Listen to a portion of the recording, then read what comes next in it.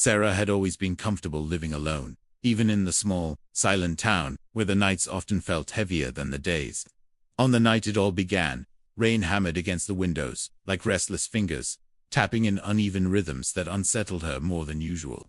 She had just settled onto a couch with a blanket when her phone vibrated sharply beside her. The screen glowed with an unknown number, the digits foreign and unsettling. At first, she considered ignoring it. After all, nobody she knew would call so late.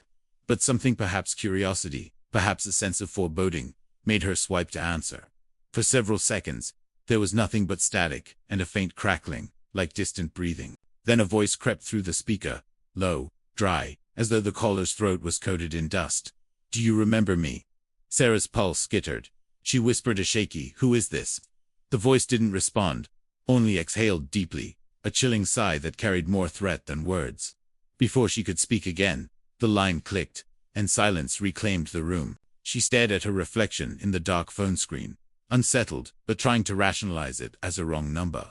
Yet something inside her already knew the night would not end peacefully. Barely 10 minutes passed before the phone lit up again, this time with a text. Sarah's hands trembled as she picked it up. "I'm outside." That was all it said. 3 small words that felt like claws pressing into her spine. She swallowed hard and turned her head toward the living room window.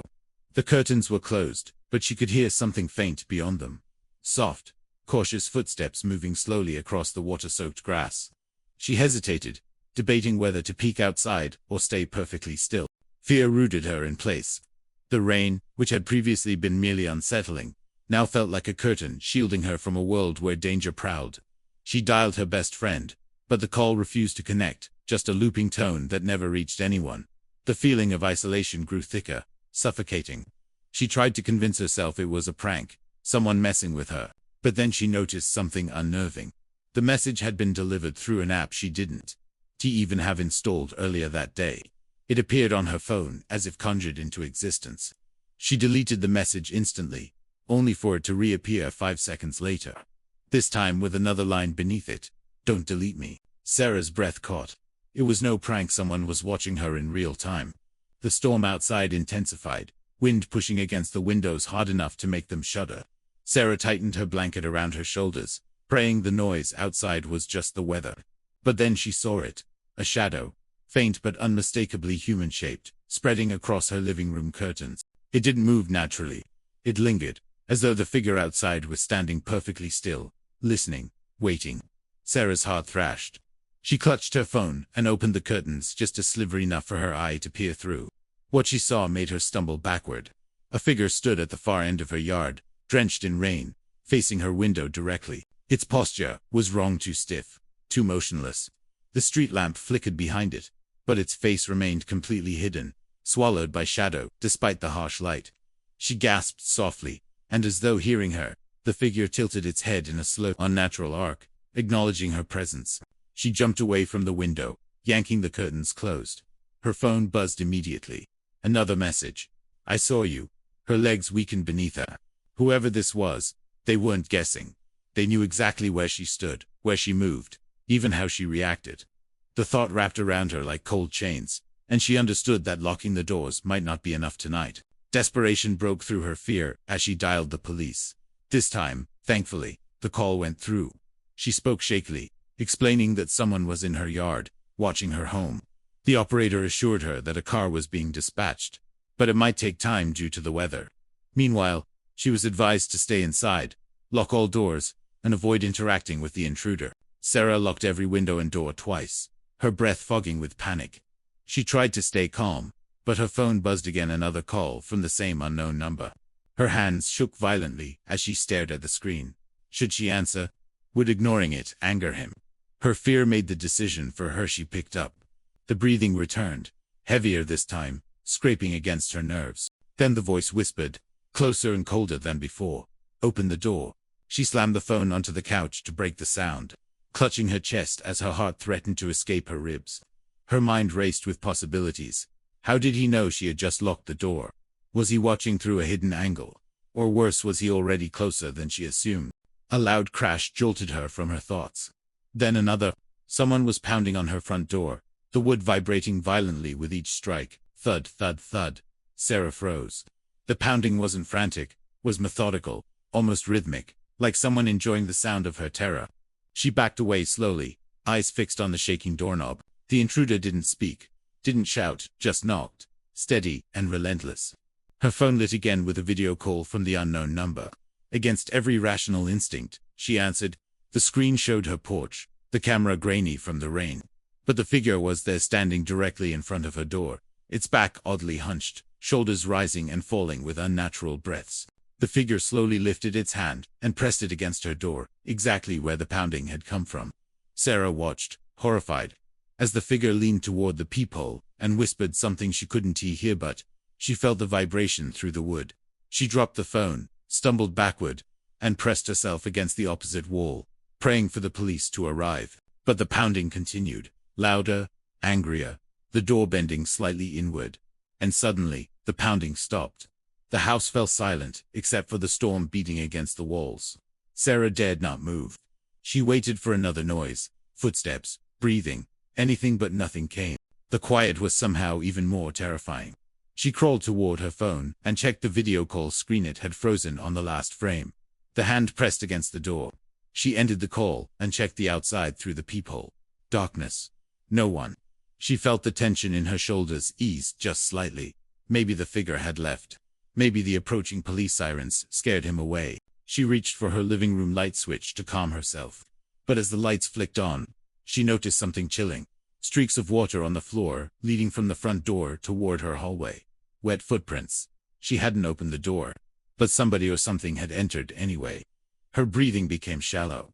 She reached for a nearby lamp, holding it like a weapon. The house was no longer empty. The quiet was no longer peaceful. Something was walking inside her home. The wet footprints continued down the hallway, each one perfectly shaped, bare, and disturbingly long, as though the feet that made them didn't belong to a normal human. They disappeared into the dark corridor leading toward her bedroom. Sarah swallowed her panic. She didn't dare call out. It might reveal her location. The rain outside masked subtle noises, but she could still hear something faint, slow, dragging footsteps, moving across her wooden floorboards. What terrified her most wasn't the footsteps, it was the pauses. The creature stopped frequently, as though listening for her, adjusting its direction. She held her breath and backed toward the kitchen, the lamp still raised in her trembling hand. Her phone vibrated. A new message appeared. Don't hide. Tears blurred her vision. It knew exactly where she was. She pressed her hand over her mouth to silence her breaths. Her home, once her sanctuary, now felt like a labyrinth of dark corners where danger waited. She inched toward the back door, praying it wasn't blocked. But before she reached it, the hallway lights flickered violently, then shut off completely, plunging the house into suffocating blackness. The darkness thickened, swallowing every shape. Sarah's breathing intensified, echoing in her ears. She could no longer hear footsteps, only the storm outside. Then her phone lit up again, the glow illuminating her face. The message read, "Behind you." Her blood froze. She didn't turn immediately. She couldn't. But then she heard it. A low, rattling sound, half cough, half growl, coming from directly behind her right shoulder. Mustering every ounce of courage, she turned. The glow of her phone faintly outlined a grotesque figure, towering over her. Its soaked skin clung unnaturally to its bones, its limbs too long, its head slightly tilted, as though joints were misplaced. Its face was stretched into an expressionless mask. Eyes hollow, mouth twisted into a distorted grin that didn't belong to anything living. The creature leaned closer, the water dripping from its body, pooling at her feet.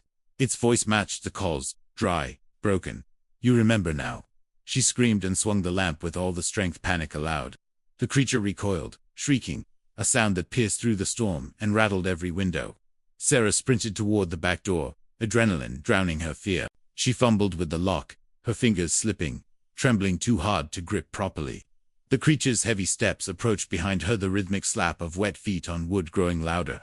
She managed to unlock the door and threw it open, rushing into the storm. Rain attacked her from all sides. She ran across her yard, slipping in mud, the cold soaking her bones. She didn't dare look back. She reached the driveway and spotted a neighbor's porch light in the distance. Safety, hope. She ran toward it, screaming for help. But then her phone buzzed again. Against all reason, she glanced at it. Mid-drawn, a message glowed on screen. Wrong way.